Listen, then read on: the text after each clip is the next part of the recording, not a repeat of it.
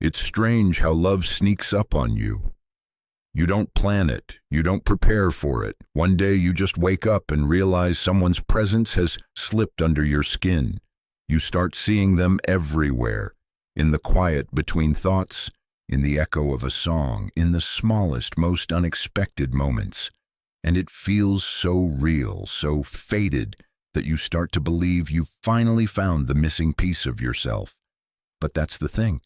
Sometimes what we fall for isn't really the person in front of us. It's the reflection of something hidden deep inside, something we've been avoiding or denying for years. I've learned that attraction often begins in the shadows of who we are. We think we're drawn to someone because of their kindness, or their mystery, or the way they make us laugh. But beneath all that, what really pulls us in is how they awaken parts of ourselves we've buried. The quiet confidence we wish we had, the courage to speak up, the lightness we've lost somewhere along the way. When someone carries those traits effortlessly, something in us stirs, an ancient recognition, as if we've met them before, long before this lifetime. It's not them we're chasing, it's ourselves, hiding in their reflection. That's what Jung meant by the shadow. The parts of us we push away because we were told they're too much, too strange, too dangerous to show. But they don't disappear, they just go underground. And love, real consuming love, has this uncanny ability to drag them back into the light. You think you're falling in love with a person, but in truth, you're meeting your own disowned self. It's both beautiful and terrifying, because when the mirror starts to crack and the reflection shifts, you realize how much of your love was built on an illusion. I remember the first time I understood this. There was someone I couldn't stop thinking about. It wasn't just attraction. It was obsession. Like they carried a secret I needed to remember. I admired their confidence, their boldness, their ability to speak their mind without fear. Every time they walked into a room, I felt smaller and brighter at the same time. But when things fell apart, I was left with this strange ache.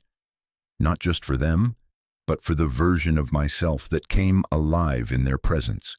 That was the hardest part, realizing that what I missed wasn't the person, but the mirror they held up to me. Love does that. It shows us where we're incomplete. It exposes what we've lost touch with. And in that exposure, we either grow or we collapse. Some people spend their lives chasing that first feeling. The high of recognition, the rush of seeing themselves reflected in another. They call it passion, but it's really projection. It's the soul's attempt to reclaim what it's disowned. You see it in how people repeat the same relationships over and over, each time thinking, this one will be different. But the story only changes when we stop trying to find ourselves through someone else. When I look back, I see that the moments I called love at first sight were actually moments of self-revelation. There was something in them, a laugh, a look, a silence, that unlocked a forgotten part of me. And maybe that's why those early days of love feel like magic. It's not because the other person is perfect, it's because for a moment, we are. We feel whole again. We feel seen, not by them, but through them. And that's intoxicating. But it's also fragile, because the moment they stop reflecting that version of us, the illusion starts to crumble. Then comes the pain, the disappointment, the confusion, the anger. We say they've changed, but what's really changed is our ability to see past our own projection. The truth of who they are begins to surface, and it doesn't match the dream we created. That's when love becomes real, or it ends. If we can stay, if we can face the person without the veil of idealization, something new begins, a quieter, deeper connection, built not on fantasy but on truth. But that requires a kind of courage most people aren't taught. The courage to see both the other and ourselves as flawed, raw, unfinished beings, and to love anyway. I think that's the silent gift hidden in heartbreak. The realization that the person we thought we lost was never really ours to begin with. They were a messenger, carrying back to us the pieces we left behind. And once they've done their job, they go. It hurts like hell, but it's a sacred kind of pain. The kind that forces you to look inward, to ask, what was I really seeing in them? What part of me was trying to come home? The more I've lived, the more I see that every deep connection, even the ones that break us, are mirrors.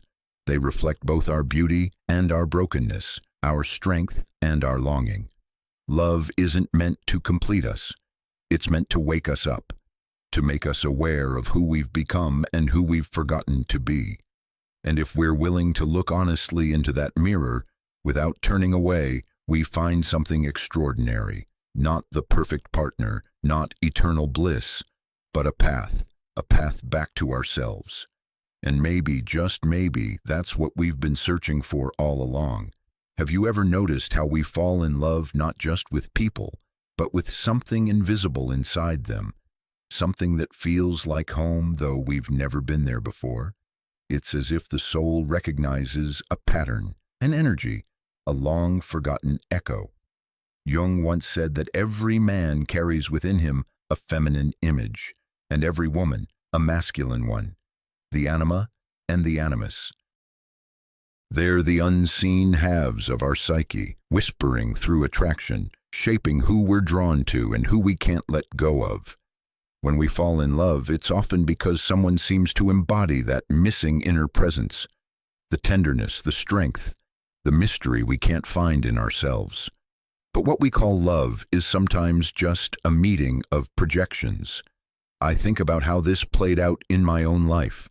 For a long time, I chased a kind of woman who felt familiar. She had a certain tone in her voice, warm but distant, nurturing yet unreachable. I told myself I was drawn to her independence, but now I see it was something else.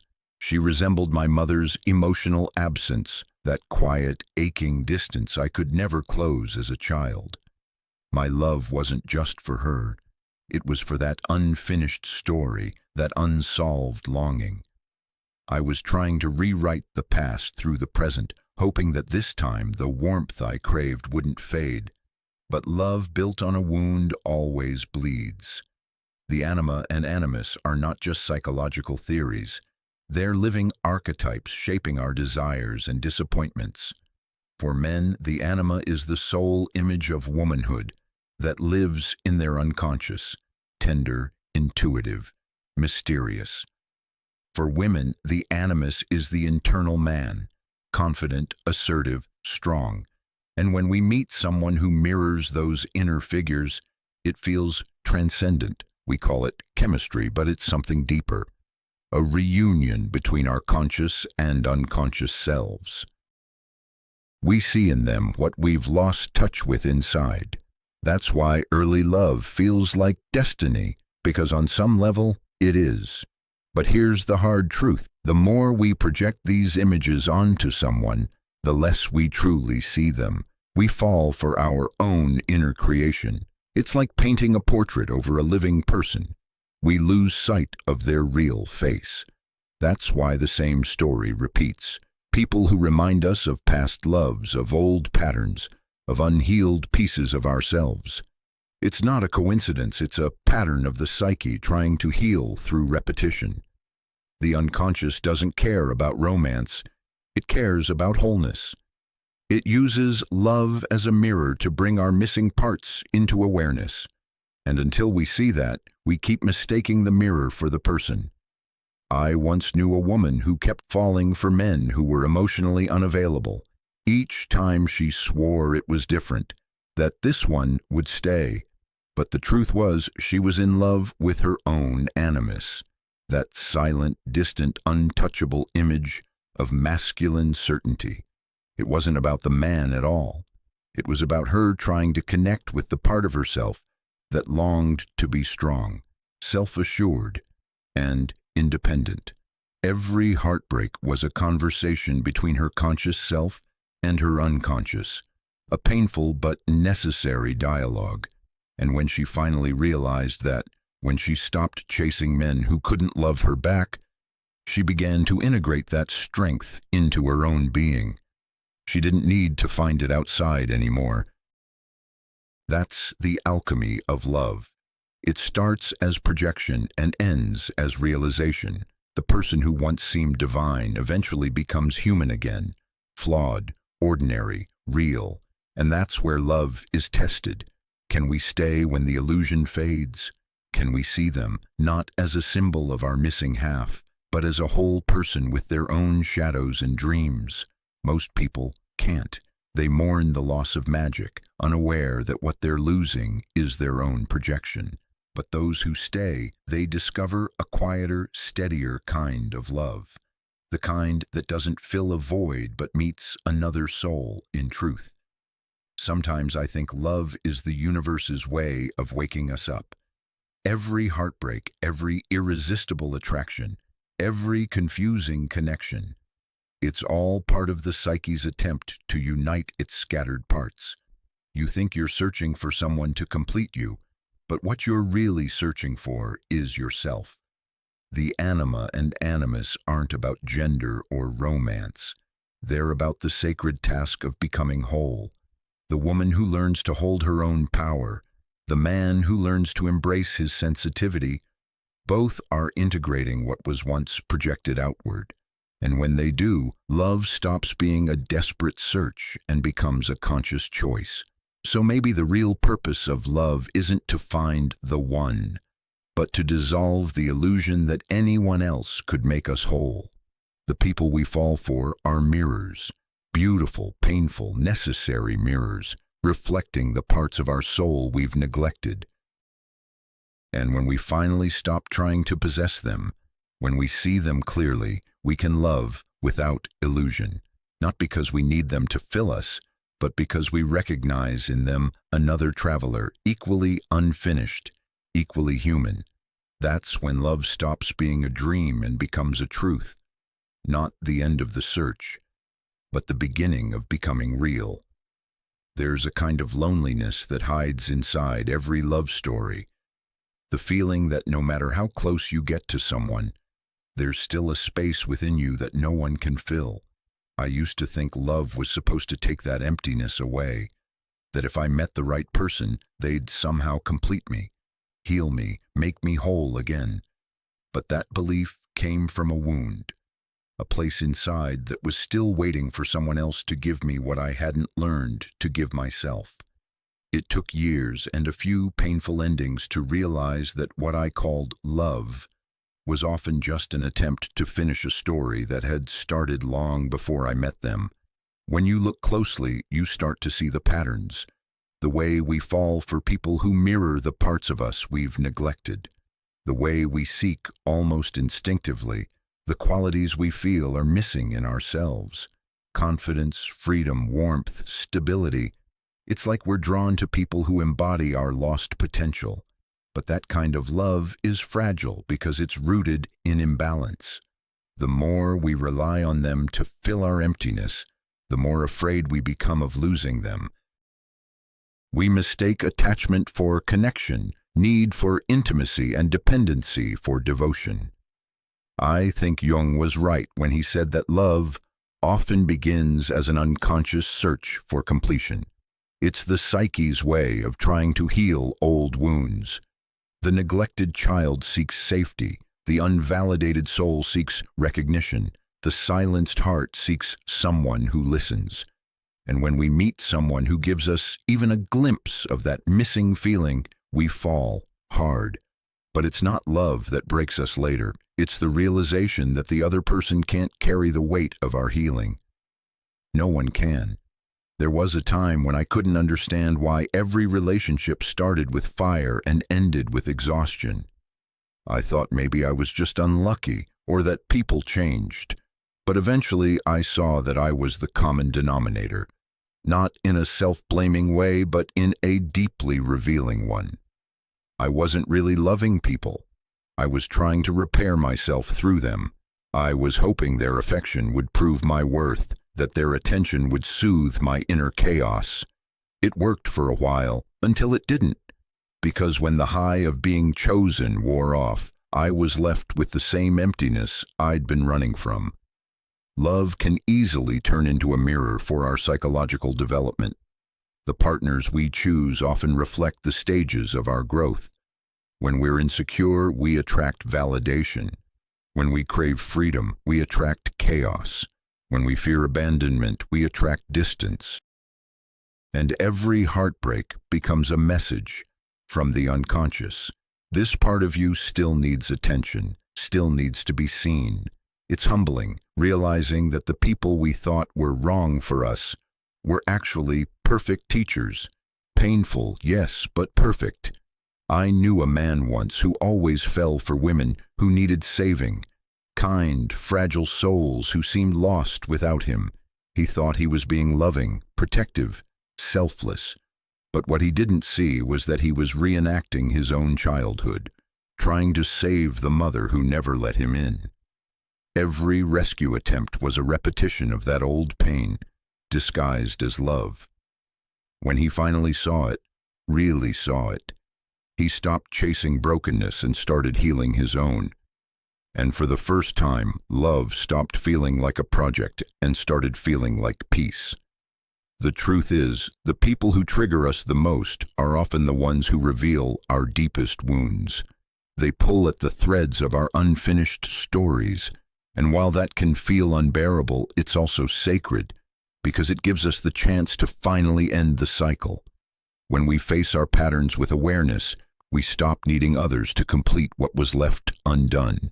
We begin to grow from within, not from someone else's presence. Maybe that's the quiet maturity of love, when it shifts from, "I need you to make me feel whole," to, "I want to grow beside you." When love becomes a choice, not a cure, the emptiness doesn't disappear, it transforms.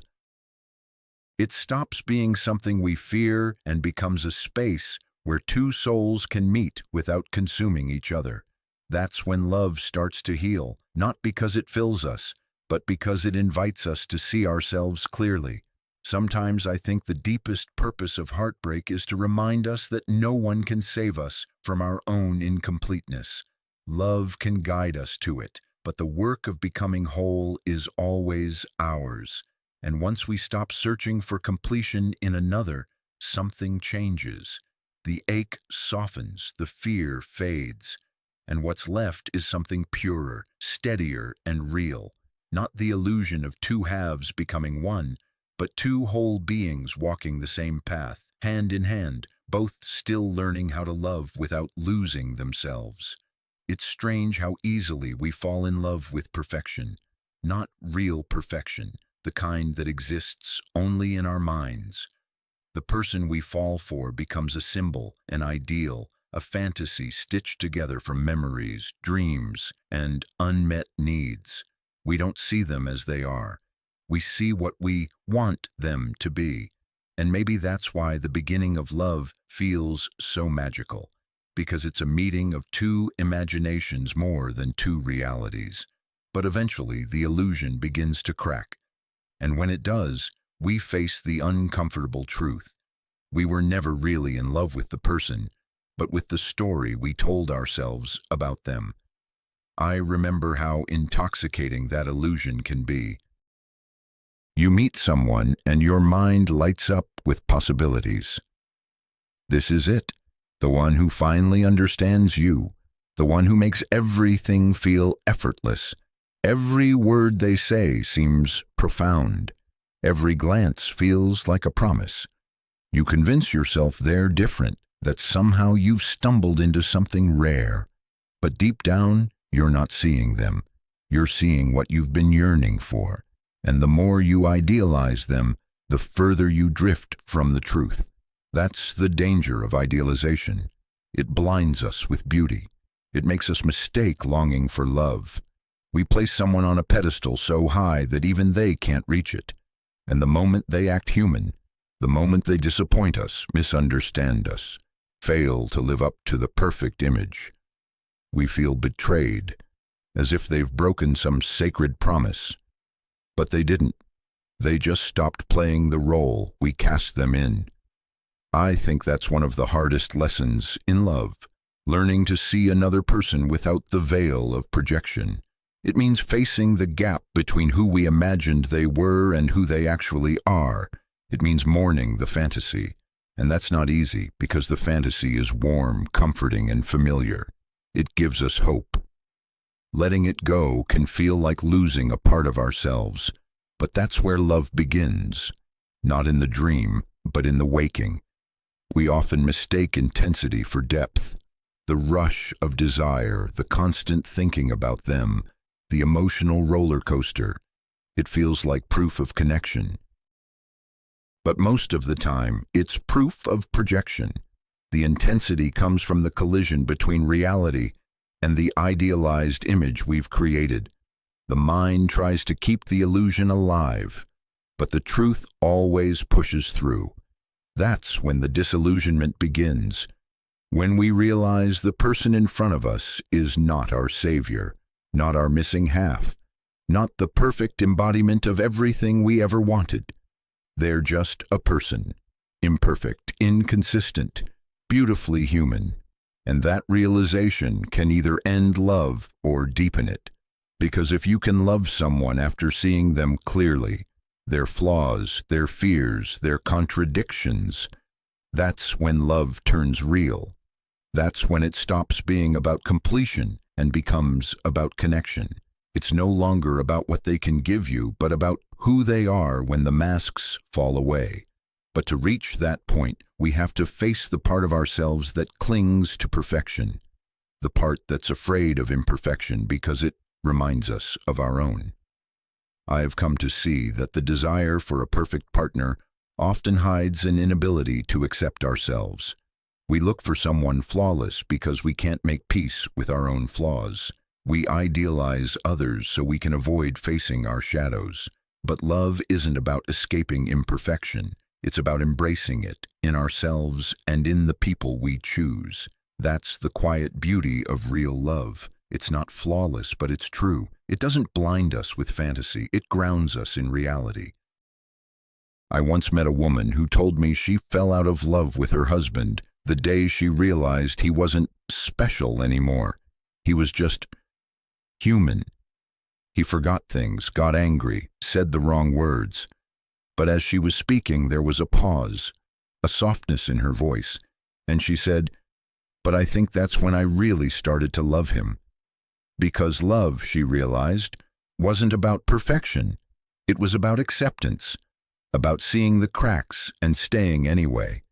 Maybe that's the secret Jung was trying to show us, that love begins where illusion ends. The moment we stop idealizing and start seeing, something shifts.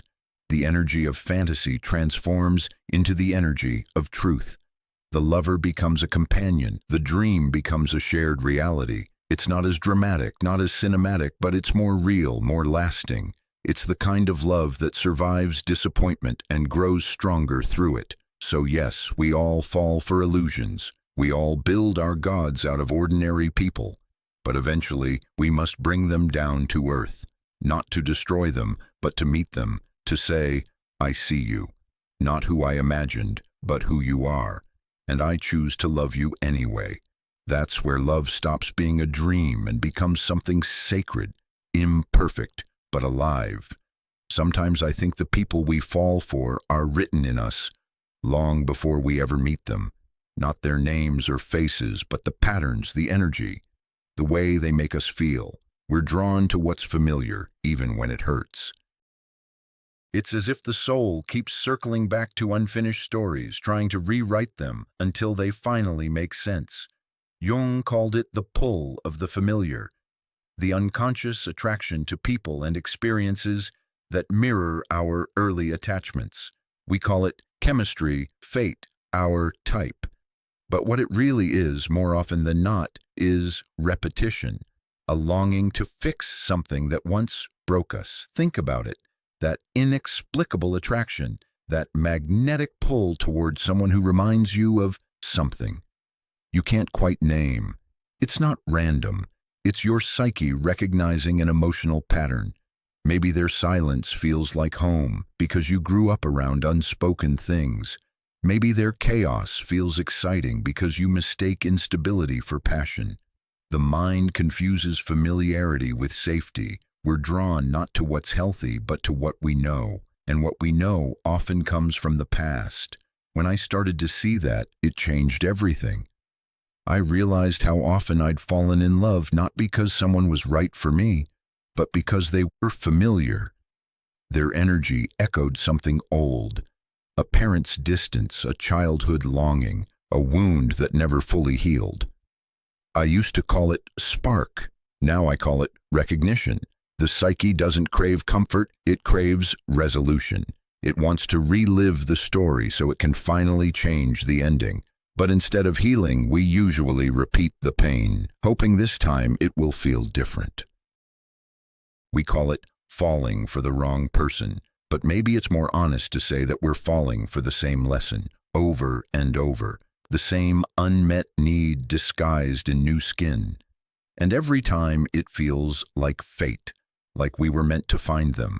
Maybe we were, but not for the reason we think. Maybe they're not meant to stay. Maybe they're meant to wake us up. You can see this pattern everywhere once you start looking. The woman who always ends up with emotionally unavailable men because she's still trying to earn her father's love. The man who can't stop chasing people who reject him because deep down he's trying to rewrite the moment he felt unwanted as a child. The person who loves chaos because silence once meant danger. It's heartbreaking but also strangely beautiful because hidden inside those repetitions is the potential for healing. The unconscious keeps presenting the same pattern, hoping that one day we'll notice. It's not easy to break free. Familiar pain feels safer than unfamiliar peace. Being loved in a healthy way can feel uncomfortable if you've never experienced it before. It almost feels wrong, like something's missing. I remember once being with someone kind, steady, and emotionally available. Everything I said I wanted. But part of me kept waiting for the chaos, the high and low, the drama that used to define love for me. When it didn't come, I felt bored. Only later did I realize I wasn't bored. I was unaccustomed to calm. I didn't yet know how to exist without struggle. That's how deep the pull of the familiar goes. We equate love with the emotional temperature of our past. If love once came with pain, we think pain is proof of love. If attention came only after conflict, we think we must fight to be seen. The unconscious doesn't know how to want what it's never known, so it repeats what it remembers, not because it enjoys suffering, but because it's trying to make sense of it. The turning point comes when we finally pause long enough to ask, "What about this feels familiar?" It's a small question, but it opens everything. It shifts the focus from, "Why do they do this to me?" to, "Why does this feel like home?" That's when you start to wake up. You begin to see that the people you choose aren't random. They're mirrors. And in those mirrors, you can either keep reenacting your wounds or begin to heal them. Once you see the pattern, you can't unsee it. You start noticing the subtle ways your body reacts to certain kinds of love. The quickening heartbeat, the anxious waiting, the relief that comes only after chaos. And slowly, you learn to sit with the discomfort of peace. You start to recognize that love doesn't have to hurt to be real. It doesn't have to feel like survival. Maybe that's what it means to grow up emotionally. To stop mistaking the familiar for the safe. To realize that what once felt like home was just the echo of an old ache. And when you finally choose differently, when you allow yourself to love what's calm, kind, and true, it feels awkward at first, like learning to breathe differently. But then something inside you exhales. You realize that love was never supposed to be a battlefield. It was supposed to be a home. Not the one you came from, but the one you build. Sometimes I think the most powerful forces in our lives aren't the things we consciously choose, but the things our unconscious remembers. We call them types, patterns, karma, but really they're memories of emotion. old energies trying to find their way home. We're drawn again and again to what feels familiar, not realizing that familiarity is just the echo of unfinished pain. Jung said that what we don't make conscious will return as fate, and I've seen that truth play out in love more times than I can count. Love has a way of uncovering the parts of us we thought we'd buried. You meet someone, and before you know it, you're not just reacting to them. You're reacting to everyone who came before them. You're reliving the first time you felt unseen, unheard, unworthy.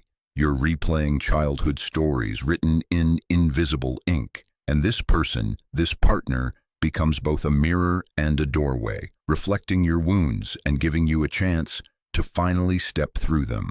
That's why it's so hard to let go of someone who hurts you. It's not just them you're trying to hold on to. It's the hope that this time the ending will be different. But love, when driven by the unconscious, rarely heals. It repeats until you stop. Until you turn inward and realize that the person you're chasing is just the surface. The real pull is happening deep inside, between you and your own past. The only way out of the cycle is to stop trying to fix the story through someone else and start tending to the wound yourself. When I began to see this, everything in my relationships changed. I used to think love meant sacrifice, that to be worthy of it, I had to give more, try harder, be better. But what I was really doing was recreating a childhood script, one where love had to be earned. So I kept choosing people who made me prove it. And when they finally walked away, I thought it was proof I wasn't enough. But it wasn't about them at all. It was about me not believing I could be loved without effort, without performance. The unconscious is tricky like that. It doesn't care about comfort. It cares about integration. It will keep drawing you toward people who activate your wounds until you stop running from them. That's why healing feels so much like heartbreak at first. It's the moment you stop projecting your unmet needs outward and start feeling them fully. You begin to see that love was never supposed to save you. It was supposed to reveal you. There's something almost sacred about recognizing your patterns. It's not an intellectual realization, it's a bodily one. You start to feel the familiar weight of anxiety when someone pulls away, and instead of chasing, you breathe. You remember, I've been here before. You catch yourself before your mind spirals into the old story. You begin to act differently, and in that small moment of awareness, something ancient begins to shift. That's how cycles break, not through grand declarations, but through quiet, conscious choices. I once asked a therapist why we're so drawn to pain that feels like home. She said, because at least home was predictable. That hit me harder than I expected. So much of love, especially early love, is about control, about trying to predict how to be safe. But real love, conscious love, isn't about control at all. It's about presence. It's about staying with what is, even when it feels uncomfortable. And it does get uncomfortable.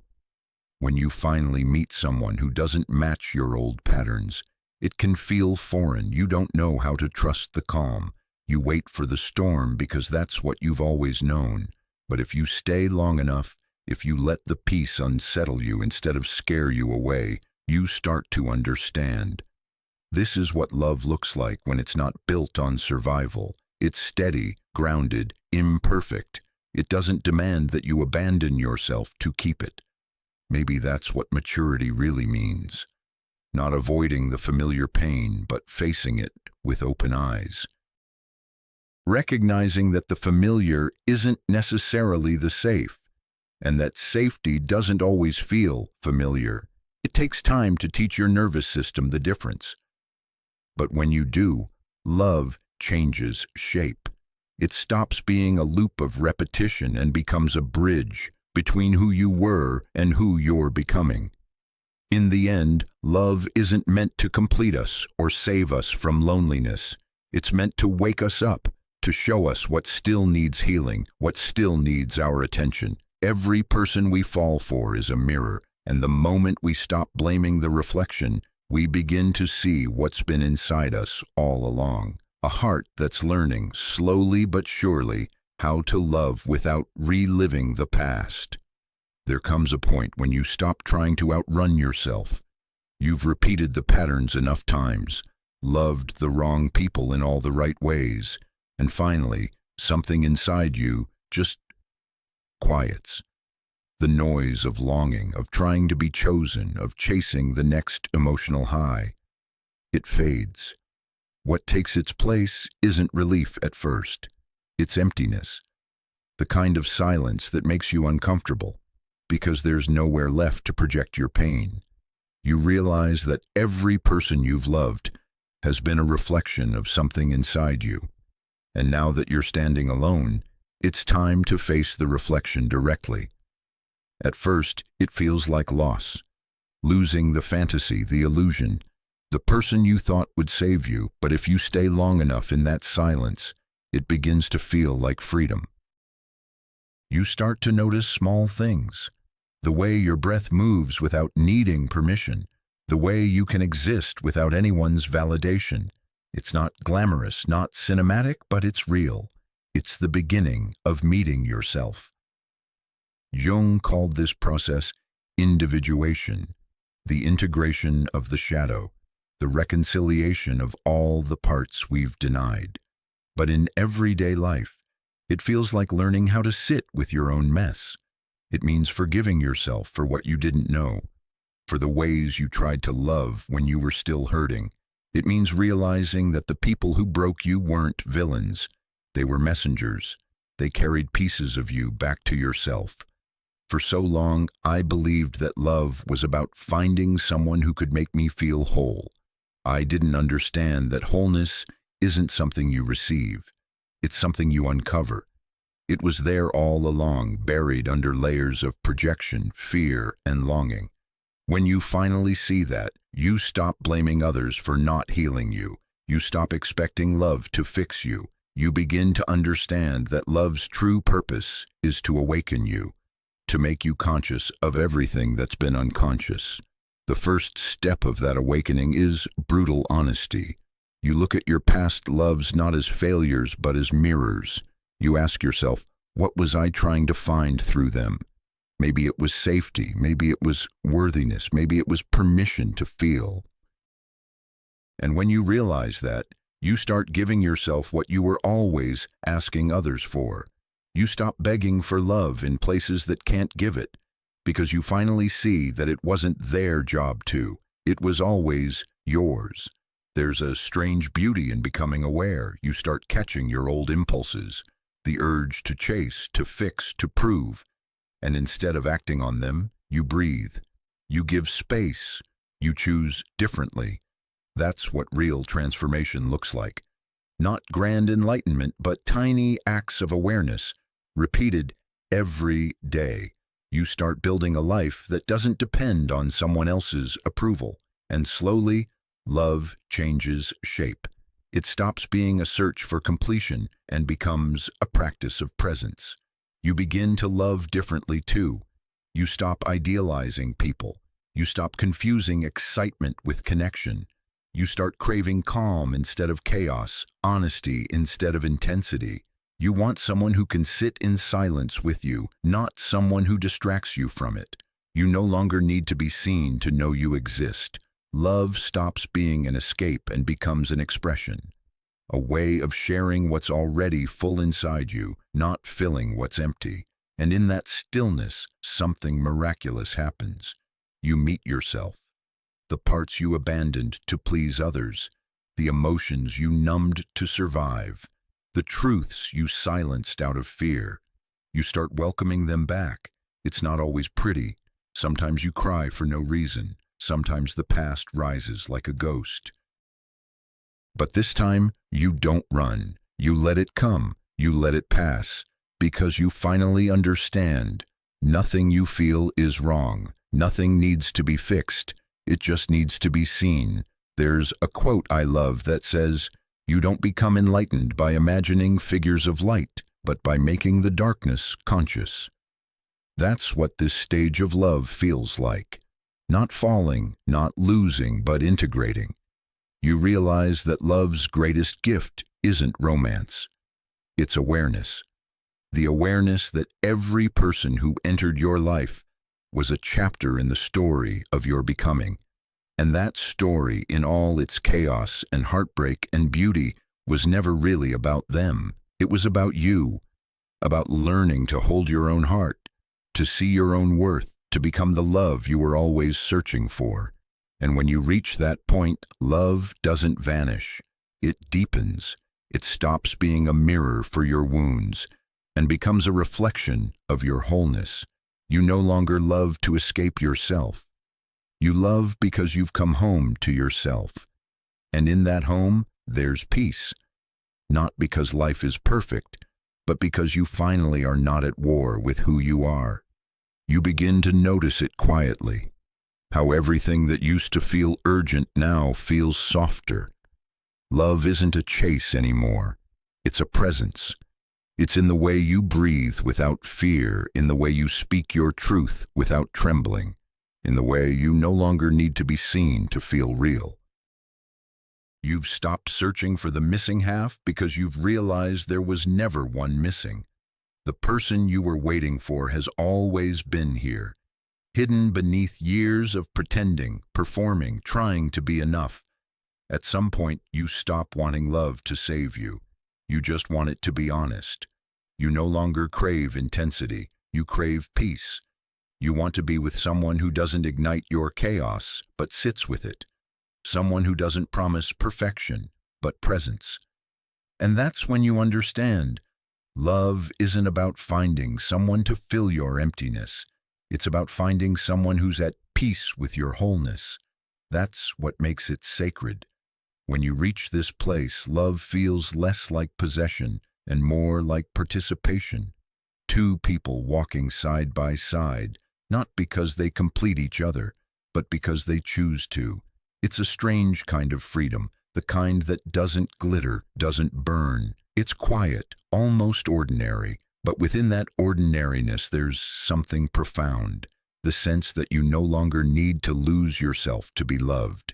You begin to see your old loves differently too. You no longer carry them as regrets or failures. They were initiations. Every heartbreak was a teacher, every disappointment a doorway. Each person showed you a different part of yourself. Some showed you your strength, others your weakness, some your tenderness, and some your boundaries. They were all necessary. Without them, you wouldn't have found this peace. It's humbling, realizing that even pain was part of your becoming. You start to see love not as a feeling that happens to you, but as a way of being, a conscious choice. You love people not for what they give you, but for who they are. You love not to fix, not to own, not to prove, but to connect. And you love yourself too, not because you're perfect, but because you finally learned to hold your imperfections with compassion. You forgive yourself for all the ways you didn't know better, for the years you mistook attachment for love and silence for safety, the integration that Jung spoke of. It's not an abstract concept anymore. It's here in your everyday moments, in the way you pause before reacting, in the way you listen without trying to change, in the way you allow others to be who they are without taking it personally. You realize that loving someone doesn't mean merging with them. It means seeing them clearly and staying grounded in who you are. That's the paradox. The closer you get to yourself, the closer you can get to another. And when love returns, and it always does in one form or another, it arrives differently. It doesn't sweep you away. It roots you deeper. It doesn't feel like fire. It feels like soil and steady, nourishing, alive. You stop asking, is this the one? Because you understand that the one isn't a person. It's a way of being, open, conscious, whole. Love stops being a destination and becomes a practice. the ongoing art of meeting life as it is without the need to control it. You realize that awakening doesn't mean you'll never be hurt again. It means you won't abandon yourself when you are. You'll stay present, stay compassionate, stay grounded. You'll hold your pain the way you once wished someone would hold you. That's the real liberation. Not freedom from love, but freedom within it. And maybe that's how life works, through love, loss, reflection, and return. Each connection reshapes you, brings another fragment of the unconscious into the light, until one day you stop searching for meaning in others and start living it from within. You become what you've been chasing, the steady presence, the open heart, the quiet strength. That's when you finally understand. Love was never about finding another person to make you whole. It was about remembering the wholeness that was always waiting inside you.